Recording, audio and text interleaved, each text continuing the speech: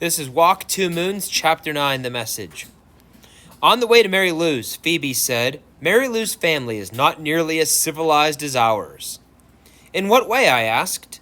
"Oh, you'll see," Phoebe said. Mary Lou Finney and Ben Finney were both in our class at school. At first, I thought they were sister and brother, but Phoebe told me they were cousins and that Ben was living with Mary Lou's family temporarily. Apparently, there was always at least one stray relative living at the Finneys temporarily.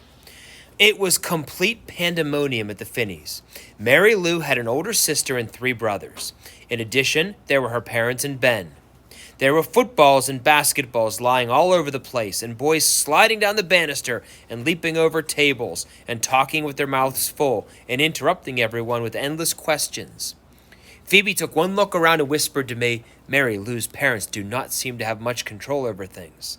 Phoebe could sound like a bit prissy sometimes.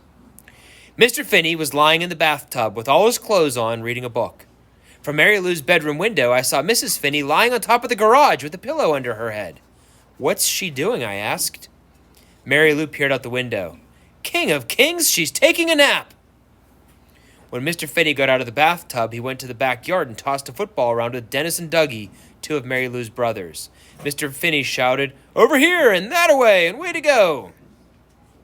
The previous weekend, we had had a school sports day. Parents were watching their children show off, and there were even some events for the parents too, such as the 3-legged race and pass the grapefruit. My father could not come, but Mary Lou's parents were there, and so were Phoebe's. Phoebe had said that the games are a little childish sometimes, which is why my parents don't usually participate.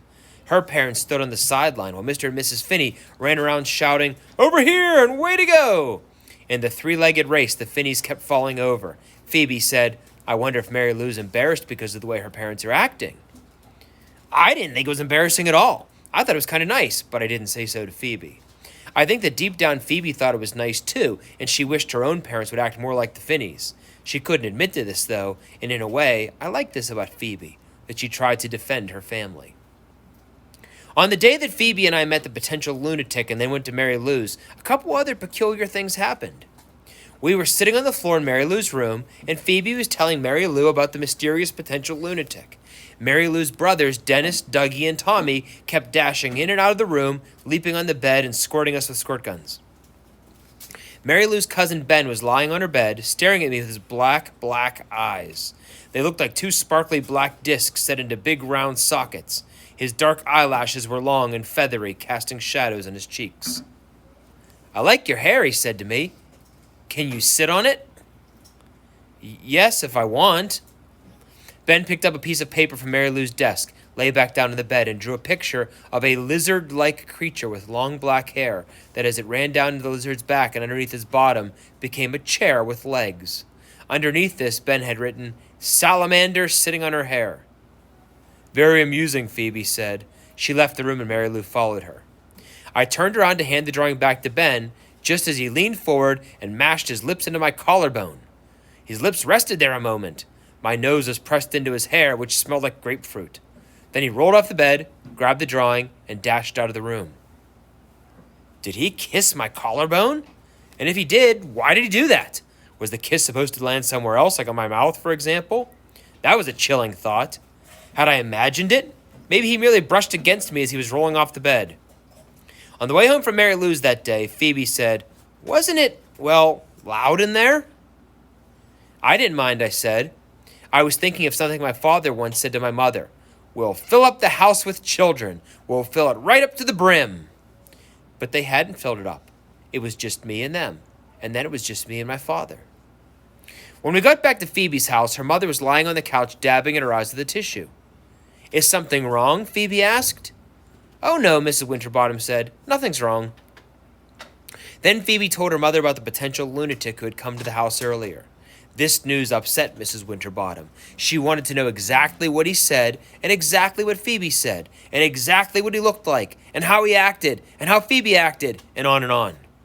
At last, Mrs. Winterbottom said, "I think we better not mention this to your father." She reached forward as if to hug Phoebe, but Phoebe pulled away. Later, Phoebe said, "That's odd. Usually my mother tells my father absolutely everything." Maybe she's just trying to save you from getting in trouble for talking with a stranger. Still, I don't like keeping secrets from him, Phoebe said. We walked out onto the porch, and there, lying on the top step, was a white envelope. There was no name or anything on the outside. I thought it was one of those advertisements for painting your house or cleaning your carpets. Phoebe opened it. Gosh, she said. Inside was a small piece of blue paper, and on it was printed the message: Don't judge a man until you've walked 2 moons in his moccasins. What an odd thing, Phoebe said. When Phoebe showed the message to her mother, Mrs. Winterbottom clutched it at her collar. Who could it be for? Mrs. Winterbottom asked. Mr. Winterbottom came in the back door carrying his golf clubs. Look, George, said Mrs. Winterbottom. Who could this be for? I couldn't really say, Mr. Winterbottom said. But, George, why would someone send us that message? I couldn't say, Norma. Maybe it isn't for us. Not for us, Mrs. Winterbottom said, but it's on our steps. Really, Norma, it could be for anyone. Maybe it's for Prudence or Phoebe. Phoebe, Mrs. Winterbottom asked. Is this for you? For me, Phoebe said. I don't think so.